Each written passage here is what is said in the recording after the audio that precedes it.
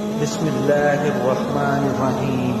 حضرت عباس رضی اللہ تعالی عنہ کی شہادت، حضرت اون محمد کی شہادت کے بعد حضرت امام عالی مقام کے علمبردار حضرت عباس بن علی رضی اللہ تعالی عنہ امام پاک کی خدمت میں آئے اور میدان کارزار میں جانے کی اجازت طلب فرمائی۔ ساتھ میں یہ بھی عرض کیا کہ اب مجھ سے علی اصغر اور دوسرے ننھے بچوں کی پیاس دیکھی نہیں جاتی، آپ مجھے اجازت دیجیے تاکہ میں نہر فرات سے ایک مشکیدہ پانی لاؤں اور ان پیاسوں کو پلاؤں۔ حضرت امام حسین رضی اللہ تعالی عنہ کی آنکھیں اشک بار ہو گئیں۔ فرمایا بھائی تم تو میرے علمبردار ہو۔